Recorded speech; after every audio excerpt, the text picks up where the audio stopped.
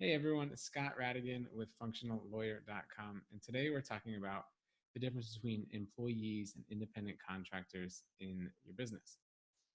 Now, the first thing you want to know is that it does not really matter what you call them. If you call them an independent contractor or 1099 person, that's not the end of the conversation. That's one factor of about 20 that the IRS would use to decide whether or not they agree with you and whether they want to then come at you for taxes that you didn't pay if you had misclassified someone as an independent contractor. But we'll get into that in a second. So the three main things you want to know about why you would choose one or the other, right? So employees are people that work. We're all pretty familiar with what employees are. They work for the employer. They come in. They're hired. They may receive some training. They may learn how to do it, learn the ropes a little bit, and they get paid either by the hour or by the week or the month or the year. And so they're paid on a regular basis, and they're expected to show up on time when they're told to. They're usually expected to come into an office or a workplace at those times and leave at certain times. And so we're all pretty familiar with what employees are and do, right? As opposed to independent contractors, where the example most of us are familiar with are construction contractors or someone like a plumber, right? So if I'm a general contractor running a construction business and I oversee the building of lots of structures, I may hire out a subcontractor who would be an independent contractor to do the plumbing. So I'd say, hey, run the plumbing. Here's the general blueprints is what we need, and I trust you to do a great job.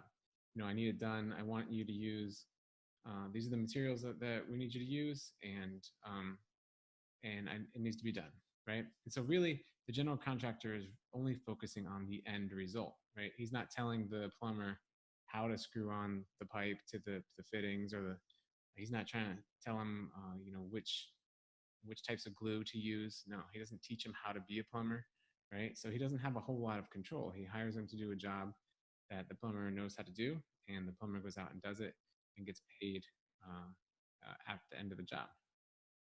So getting back to the difference here is the test that the IRS uses, and it's an IRS test. And they use it because they're the ones that collect all of the taxes for Social Security and Medicare and employment or reemployment taxes or unemployment taxes, they're sometimes called.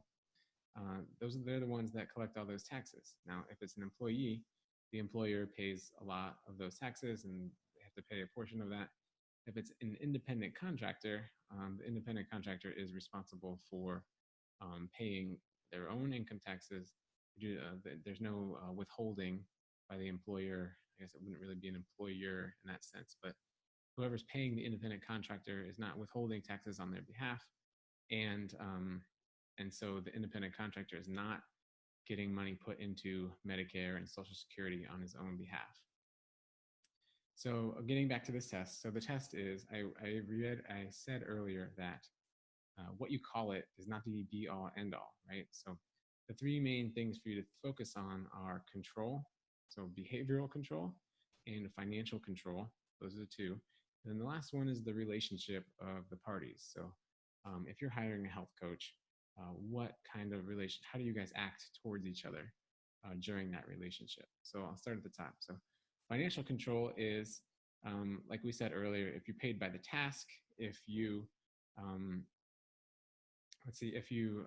paid, just as an end result of your work, as opposed to if you're an employee, you're paid again hourly or by salary or another way, in a more traditional way. So independent contractors do that. And so another financial control element would be who pays for malpractice insurance, who pays for the tools used, if it's a construction company, who pays for the trucks, do they get reimbursed for mileage, do you reimburse the employee for going to conferences, do you pay for travel about that, if it's health coaches, nutritionists, do you pay for membership dues? That would all be financial control. So who is in control of those finances, right? So if the worker does most of the paying, then it's more along the lines of independent contractor, and vice versa. If the employer does all the paying, then it looks a lot like an employee at that point. Then there's behavioral control, right? So, like we said before, there's in the case of an employee, there's usually some training, whether that's just shadowing someone for a day or two, or learning how to do things in what order, telling them when to come in and when to leave, how many breaks they can take, um, the amount of hours they have to work per week. Those are all factors of employee relationship. So that's another thing to keep in mind as you're deciding whether to call your new hire, and I'm just going to use a health coach as an example, to call your health coach an employee or an independent contractor.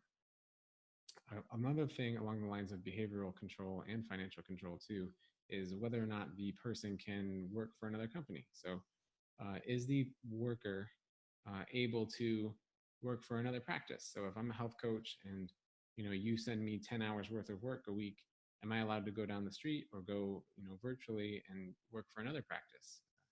If so, then it's more likely I'm an independent contractor, because you wouldn't necessarily want your employee working for another employer.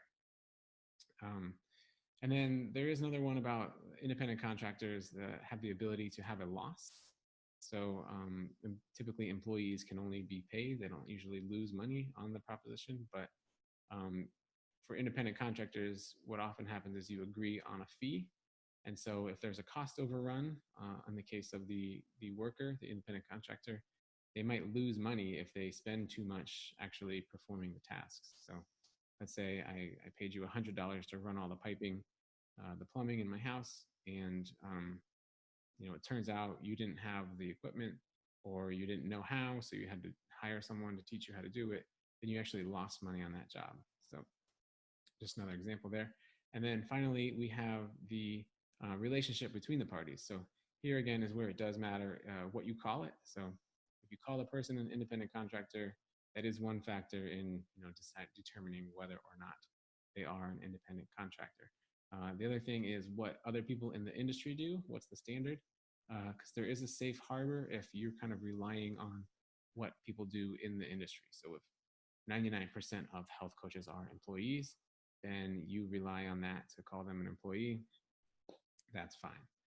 Really, the only area where you might get into an issue, and what this is designed to do, is to make sure you're classifying people as employees when they are employees, because there's a lot of benefits to hiring someone as an independent contractor, right? You don't have to pay all those taxes I mentioned earlier, and then you can let them go without having to pay reemployment benefits or unemployment benefits after that. So if you have independent contractors, then you don't have to offer benefits. So another reason there. And then so the relationship between the parties is a factor, but it's one of the smaller factors and less determinative than the control factors. So again, that's the difference between independent contractors and employees. If you have any questions, please let me know. You can find me at functionallawyer.com and send me an email just at scott@functionallawyer.com. Thanks. Have a great night.